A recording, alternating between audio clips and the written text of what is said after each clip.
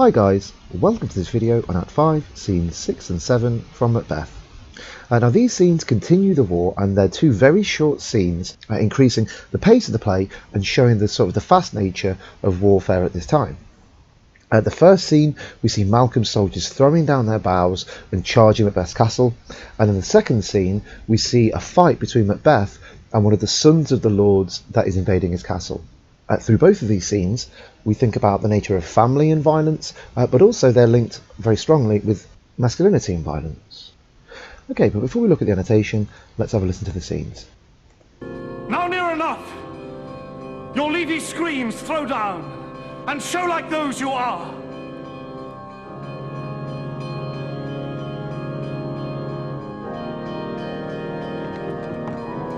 They've tied me to a stake. I cannot fly, but bear-like, I must fight the course. What's he that was not born of woman? Such a one am I to fear, or none. Tyrant, show thy face. If thou beest slain, and with no stroke of mine, my wife and children's ghosts will haunt me still. I cannot strike at wretched kerns whose arms are hired to bear their staves. Either thou, Macbeth, or else my sword with an unbattered edge I sheathe again undeeded. Fortune, let me find him, and more I beg not. Make all our trumpets speak. Give them all breath. Okay, let's look at the annotation. So we start with Malcolm telling his soldiers to throw down their leafy screens, and then he directs, "You, worthy uncle, shall with my cousin and your right noble son lead our first battle." This talks about lineage, but also the divine right of kings. The idea that these sorts of things should stay within the family. It also sets Malcolm up in opposition to Macbeth, because it shows that Malcolm is relying on his family to win this fight, whereas Macbeth has kind of rejected his family and turned his back on those around him.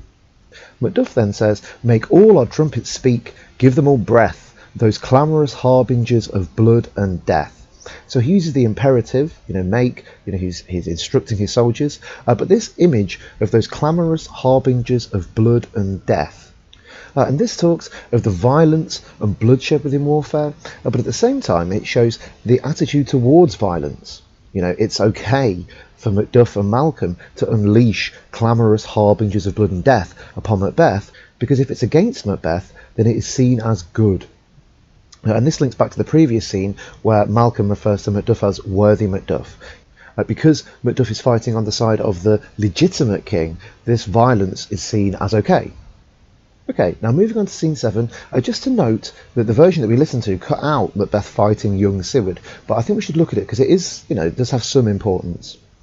So we see Macbeth within his castle freaking out because Birnam Wood has marched up Dunsinane Hill, and Macduff and Malcolm are at his gates, and all of the prophecies that the witches told him are kind of coming unstuck. Macbeth says, "They have tied me to a stake." Now there is some ambiguity around this image. It talks about Macbeth being trapped, but who has tied him to the stake? Is it the witches? Through their prophecies, they have made Macbeth stay within his castle, they've forced Macbeth to be overconfident, and that is what's led to him being trapped? Or is it Macduff and the army that are attending? Or it could be both. He says, "I cannot fly, but bear-like I must fight the course." Now this image of bears talks about aggression and violence, but at the same time, and definitely to a Jacobean audience, this would be a reference to bear baiting. This practice they used to have of tying a bear to a stake and then taunting it and beating it until it was dead. Macbeth feels in the position of the bear. Then young Siward, the son of the Lord Siward, arrives in front of Macbeth. Young Siward asks Macbeth, "What is thy name?" Macbeth replies, "Thou'lt be afraid to hear it." He knows how scary he must be to the soldiers in the army invading. Young Siward says, "No, though thou callest thyself a hotter name than any is in hell." This is more satanic imagery around Macbeth, showing his perceived evil from the soldiers that are invading. Young Siward says, "The devil himself could not pronounce a title more hateful to mine ear," upon hearing the name Macbeth, further backing up the satanic imagery and the links with the supernatural. Macbeth and young Siward fight, and Macbeth kills young Siward. which, if we think about, Macbeth's killings within this play, his final kill shows him returning to killing in battle. This is a fair kill that happened within a war. So this shows that there is maybe some honour left, and we can sympathise a little bit with Macbeth in that way. But again, I think that this refers to Macbeth as being most comfortable in war and fighting. He says, "Thou wouldst born of woman." He is clinging to this prophecy, the one thing that is left to Macbeth, the idea that he need not be scared of any man born of woman. And because he just killed young Siward must have been born of woman. He says, "But swords I smile at," that he's happy to be around violence. "Weapons laugh to scorn, brandished by man that's of a woman born." So this shows that he still believes some of the prophecy, even though the other prophecies have all shown to be unhelpful. He is clinging on to this final prophecy. And this links with ideas of unchecked ambition. It links with ideas of control, that the witches are still in control of Macbeth. But at the same time, because he's clinging on to a prediction from the witches, this links with the idea of the lack of agency, that Macbeth is giving himself over to fate and fortune and not taking any control of his own life now.